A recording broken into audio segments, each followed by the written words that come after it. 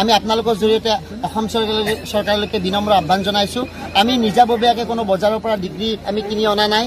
আমি ভাৰত চৰকাৰ অসম চৰকাৰৰ আহ্বান মৰ্মে এডভাৰটাইজ মৰ্মে আমি এই অনুষ্ঠানটো সম্পন্ন কৰিছিলোঁ, আমাৰ এই প্ৰগ্ৰামটো আমি সম্পন্ন কৰিছিলোঁ। গতিকে ইয়াত আমাৰ কোনো দোষ নাই।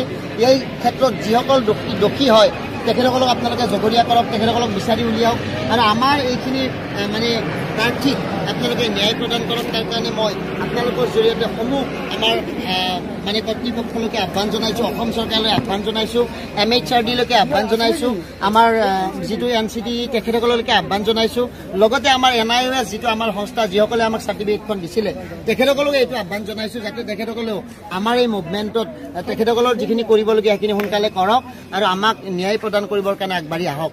এই ক্ষেত্ৰত অসমৰ যিমান স্থানত বিভিন্ন স্থানত থকা আমাৰ মানে চেডেলি ভেডেলি হৈ থকা আমাৰ সন্মানীয় আমাৰ বঞ্চিত মানে বঞ্চিত প্ৰাৰ্থীসকলে আমি সকলোৱে আহক, একগোট হওঁ। আমি এখন সুন্দৰ সমিতি গঠন কৰিছোঁ আৰু এই সমিতিৰ জৰিয়তে আমি আমাৰ মুভমেণ্টটো আগবঢ়াই লৈ যাম। গতিকে মই সকলোকে আহ্বান জনাইছোঁ আমাৰ সমিতিৰ লগত থাকক, আমাৰ মাজত ভাগ নহ'ব।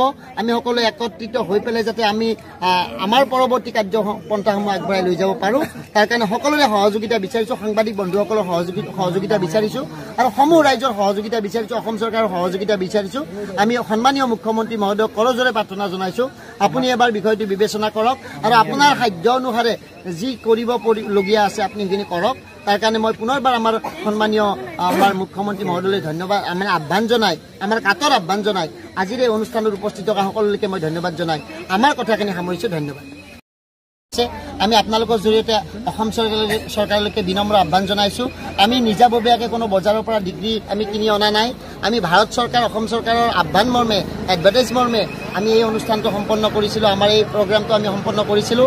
গতিকে ইয়াত আমাৰ কোনো দোষ নাই।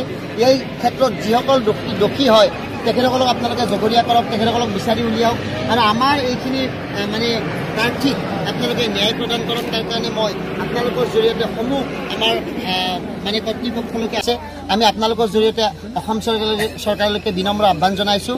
আমি নিজাববীয়াকৈ কোনো বজাৰৰ পৰা ডিগ্ৰী আমি কিনি অনা নাই। আমি ভাৰত চৰকাৰ অসম চৰকাৰৰ আহ্বান মৰ্মে এডভাৰটাইজ মৰ্মে আমি এই অনুষ্ঠানটো সম্পন্ন কৰিছিলোঁ, আমাৰ এই প্ৰগ্ৰামটো আমি সম্পন্ন কৰিছিলোঁ। গতিকে ইয়াত আমাৰ কোনো দোষ নাই।